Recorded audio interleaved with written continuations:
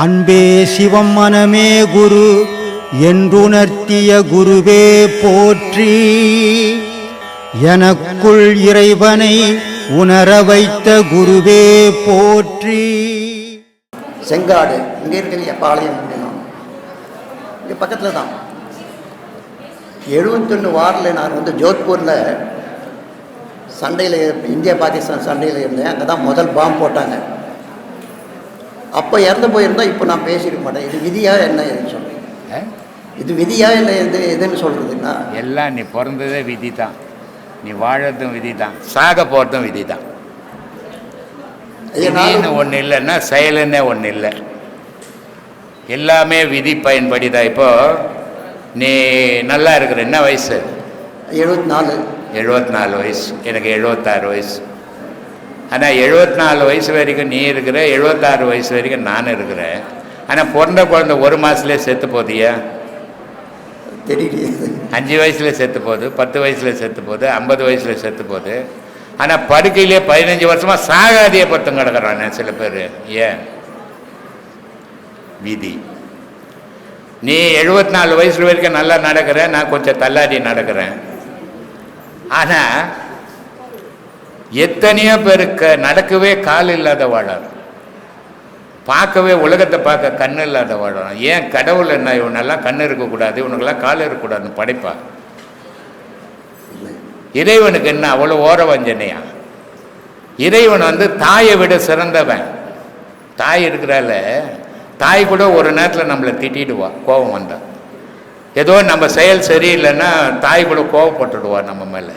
ஆனால் கடவுள் நம்ம மேலே கோவப்பட்டதே கிடையாது. கடவுள் நம்ம மேலே கோவப்பட்டுட்டான்னா ஒரு செகண்டு கூட நம்ம வாழ முடியாது. அப்படிப்பட்ட தாயை விட சிறந்த கடவுளுக்கு ஏன் இந்த ஊனமா படைச்சான்? ஏன் நொண்டியா படிச்சான்? ஏன் கூணா படிச்சான்? ஏன் குருடா படிச்சான்? விதி. இங்க கடவுளுக்கே வேலை இல்லை, எல்லா விதி பயன்படி தான் வாழ்க்கையே அமையுது. ஒரு கல்யாணம் புருஷன் பண்ணாட்டி ஒரு எல்லா சாஸ்திரமும் பார்த்து, எல்லா ஜோசியமும் பார்த்து, எல்லா பொருத்தமும் பார்த்து 1000 பேர் கூடி கல்யாணம் பண்ணுறான். 3வது நாள் செத்து போகிறான். 3வது நாள் செத்து போகிறான்ப. ஏன்? சாகத்துக்காக இவ்வளோ பேரை கூட்டி சோறு போட்டு இவ்வளோ பணம் செலவு பண்ணி கல்யாணம் பண்ணா. அதே நேரத்தில் இழுத்துன்னு ஓடிடுறான், யாரும் இல்லாத 30 வருஷம் வாழறான். விதி. இந்த உலக வாழ்வு, மக்களினுடைய வாழ்வே விதியினுடைய கையில் தான் இருக்குது. ஆனால் இதை நம்ம புரிஞ்சுக்கிறதும் இல்லை, தெரிஞ்சுக்கிறதும் இல்லை. அதனால நமக்கு இது ஏன் நடந்தது, இது ஏன் நடந்ததுன்ற கேள்வி தான் கேட்டுனுக்கிறோமே தவிர இதுக்கு என்ன காரணம், இது எப்போ செய்த பாவம், இப்போ நமக்கு இது தாக்குது, இதுலேருந்து நம்ம மீள்றது எப்படி, எதை அடைஞ்சால் நம்ம மீளுவோம் அப்படின்னு யோசிக்கிறதே கிடையாது. அதனால் நம்ம எதையும் தெரிஞ்சுக்காமையே காலத்தை தள்ளிடுறோம். என்ன பண்ணுறது சொல்லு சாமி. எனக்கு ஒரு 2 வருஷமாக தான் இந்த ஆசனம் பற்றி தெரியும். ஆசனம் பற்றி 2 வருஷமாக தான் தெரியும். சரி. 4 உபதேசம் வாங்கியிருக்கேன். சரி. நான் 3 மணிக்கு எழுந்து குளிச்சுட்டு முதல்ல வெங்கடேஷ் பெருமாளோட இது பண்ணுவேன். ஓம் 108 தடவை, ஓம் நமச்சிவாய 108 தடவை. அதுக்கப்புறம் இந்த பாடம் 4 பாடமும் பண்ணுவேன்.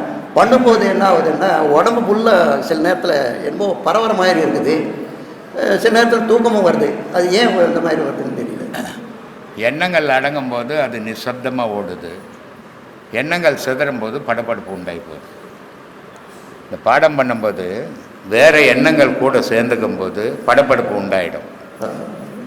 எந்த எண்ணமும் இல்லைன்னா காற்று மட்டும் போய் வரும், எந்த செயலும் இருக்காது, அமைதியாக இருக்கும். இதுக்கு காரணம் நம்மளுடைய சுற்றி 10 பேர்கிட்ட பேசுகிறோம், பாடம் போய் உட்காடுறோம். பாடத்தில் உட்காரும்போது அந்த 10 பேர்கிட்ட பேசுனதில் 2 பேருனுடைய பேச்சாவது அங்கே வந்துக்கினே இருக்கும். நான் அமைதியாக பண்ணுறேங்க, எனக்கு எந்த எண்ணெயில் பண்ணால் ஏமாத்துறான்னு அர்த்தம். ஏன்னா அமைதியாக பண்ணவே முடியும். குறைஞ்சது 10 நிமிஷம் கால் அவருக்கு அந்த பழைய எண்ணங்கள், பேசின எண்ணங்கள், நம்ம போன எண்ணங்கள்லாம் வரும். அதை பிடிக்கவே கூடாது, விட்டுடணும். அதன் திசையிலே அதை விட்டுட்டு நீ பாட்டுக்கு உட்காந்துனா அது சுற்றிட்டு உங்கள்கிட்ட அமைதியாக உட்காந்துடும். நீ பிடிக்க ஆரம்பிச்சோன்னா மீண்டுக்குன்னே இருக்கும், நீ அதுக்கிட்ட மல் கட்டின்னு. அதனால் அந்த மாதிரி நிலையால் வரும். வயது முதிர்வால் படபடப்பு வரும், ஆற்று பிராபலத்தால் படபடப்பு வரும். ஆனால் அதனால் பாதிப்பு வராது. ஜாதகம் ஜோசியம்னாங்க. இது யார் பாப்பா? நான் ஒரு கோடீஸ்வரன், எனக்கு வந்து கஷ்டமே இல்லை, நான் தேடி போகிறதுக்கு எனக்கு எந்த தேவையும் இல்லை, நான் உக்காஞ்சதுலேருந்து எல்லாத்தையும் என்னால் அனுபவிக்க முடியும்னா நான் போய் ஜாதகம் ஜோசியம் பார்ப்பேனா? எனக்கு தான் எல்லாமே இருக்குது, எல்லா வசதியும் இருக்குது, பார்க்கவே மாட்டேன். அப்போ யார் அதை தேடி ஓடுவா? யார் கஷ்டப்படுறாங்களோ, யார் அடுத்து காலை வைக்கிறதுக்கு பயப்படுறாங்களோ அவங்க எல்லாம் போகக்கூடிய இடம் எதுனா இந்த ஜாதகம் ஜோசியத்தை தேடி தானாக போயிடுவாங்க. ஏன்னா எதை செஞ்சால் என் பிரச்சனைக்கு ஒரு விடிவு கிடைக்குன்னு தெரியல. அப்போ என் பிரச்சனைக்கு வழி எதுன்னு தேடி ஓடுற எல்லா கூட்டமும் எங்கே இருக்கும்? கஷ்டத்தில் இருக்கிறவங்க மட்டும்தான் ஜாதகம் ஜோசியம்னு போவாங்களே தவிர நல்ல நிலையில் இருந்துட்டால் யாரும் அதை தேடி போக வேண்டிய அவசியமே இல்லை. அதனால தான் முதல்ல அறிகுறி என்ன பண்ணுவாங்க, டாக்டர்கிட்ட போய் ஐயா எவ்வளோ செலவானாலும் இவரை காப்பாற்றுறீங்கன்னா முடிஞ்சு போச்சு கதை, அவர் செத்துட்டா கூட செலவு பண்ணிக்கினே இருக்க வேண்டியது தான். அதே மாதிரி ஜோசியக்காரர்கிட்ட போயும் ஐயா என் பிரச்சனை இவ்வளோ இருக்குது, எவ்வளோ செலவானாலும் பண்ண பரிகாரம் பண்ண நினச்சிட்டேன்னா பரிகாரத்துக்கு அளவில்லாத போயிடும். அப்போது இந்த மாதிரி துன்பத்திலும் துயரத்திலும் இருக்கிறவங்க என்ன பண்ணணும் அப்படின்னா தெய்வத்தை நம்புங்க. தெய்வத்தை மீறி ஒரு சக்தி நம்மளை காப்பாற்ற போகிறது இந்த உலகத்தில் யாரும் கிடையாது.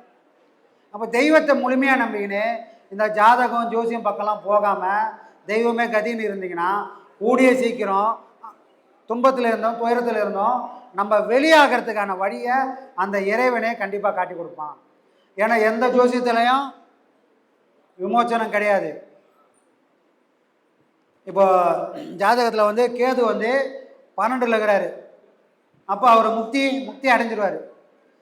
ஜாதகத்தில் கேது 12ஆம் இடம் வந்தால் அவ்வளோதான், இதுக்கப்புறம் அவருக்கு பிறவியே இல்லை அப்படின்னு ஜாதகம் சொல்லும்.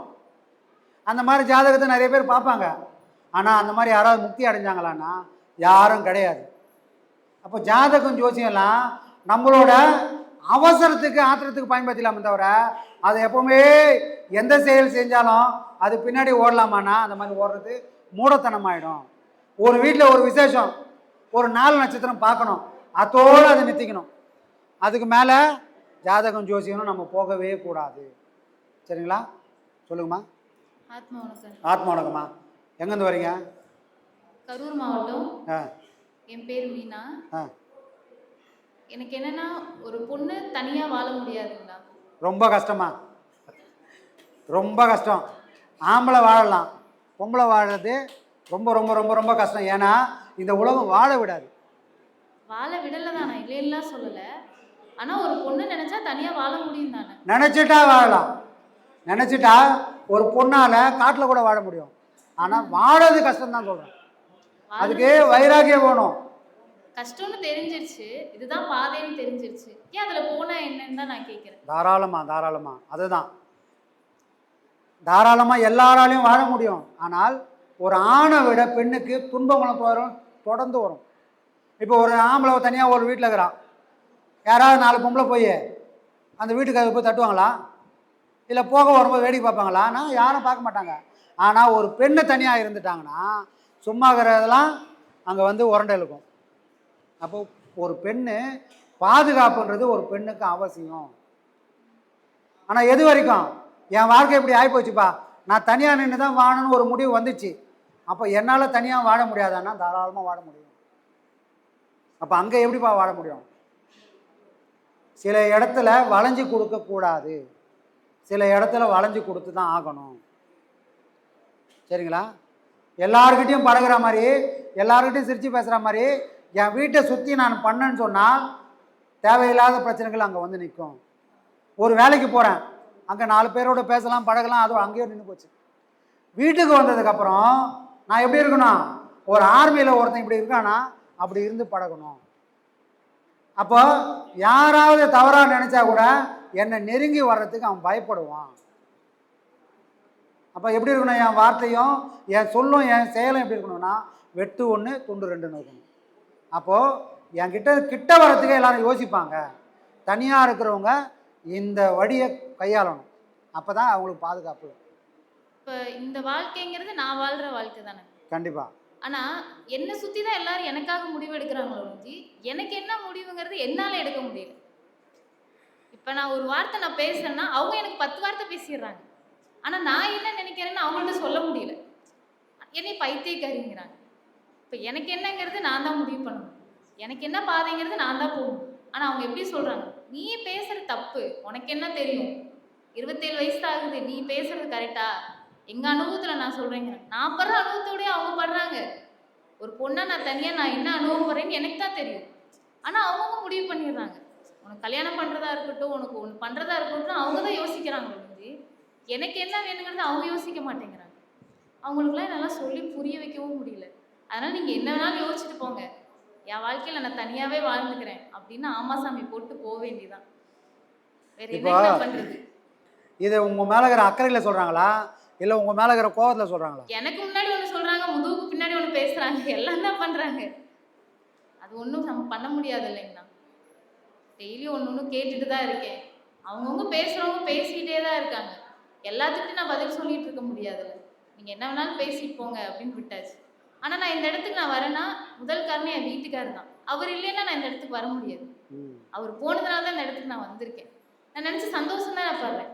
அதுவே அவர் இருந்திருந்தாருன்னா 4 செவத்துக்குள்ளே இருந்திருப்பேன் நான். இன்னைக்கு அவர் இல்லாதனால தான் நான் உலகத்தை பார்க்குறேன். என் பிள்ளைங்களை நான் தனியாக வளர்க்க முடியுங்கிற ஒரு நம்பிக்கையில் நான் இருக்கேன். இப்போ நான் சந்தோஷம் தான் படுறேன். நான் வருத்தப்படவே இல்லை. அவர் இறக்கும்போது நான் வருத்தப்பட்டேன். 1 வருஷம் சுற்றினேன். நம்ம நிலைமை என்னடா இப்படி ஆயிடுச்சு அப்படின்னு. இன்னைக்கு நான் சந்தோஷப்படுறேன். கடவுளை அடையிறங்கிற ஒரு பாதை எனக்கு கிடைச்சிருக்கு. அவர் இருந்து அந்த பாதையை நோக்கி நான் போயிருக்க மாட்டேன். இன்னைக்கு அந்த பாதை என்னை தூக்கி விடுது. இன்னைக்கு நான் அந்த நிலைமையில இருக்கேன்னா அது காரணமே நான் சந்தோஷம் தான் பாருங்க. எனக்குள்ள நான் பேசிக்கிறேன். நீங்க எனக்கு ஆறுதல் சொல்லுவீங்க நான் நினைக்கவே மாட்டேங்கிறேன். எனக்குள்ள நான் பேசிக்கிறேன். எனக்கு ஒரு முடிவுனா நான் எனக்குள்ள அழுதுக்கிறேன், எனக்குள்ள பேசிக்கிறேன். அப்ப எனக்குள்ள இருக்க இறைவனை நான் எனக்குள்ளேயே நான் பார்த்துக்கிறேன். நான் சந்தோஷப்படுறேன். இந்த நிலைமைக்கு நான் இருக்கேன்னா நான் ரொம்ப ரொம்ப சந்தோஷப்படுறேங்கண்ணா. நான் சிவனை வழிபடுறேன். சிவன் எனக்குள்ளதான் இருக்காரு. நான் வெளியில தொலைவில் இல்லை, எனக்குள்ளே இருக்காரு. நான் தேடி பார்க்குறேன். எனக்குள்ளே பேசுகிறாரு. ஒன்று நான் எனக்குள்ளே எல்லாமே பண்ணிக்கிறேன். ஆனால் என்னென்னா அந்த திருவாசகம் இதெல்லாம் நான் டெய்லி படிச்சுட்டே தான் இருக்கேன். ஆனால் திருவாசகத்தில் என்னென்ன இருக்குது அதுதான் எனக்கு தெரியல. திருவாசகம் நான் டெய்லி படிக்கிறேன். ஆனால் அதுக்கான பொருள் எனக்கு புரியுது.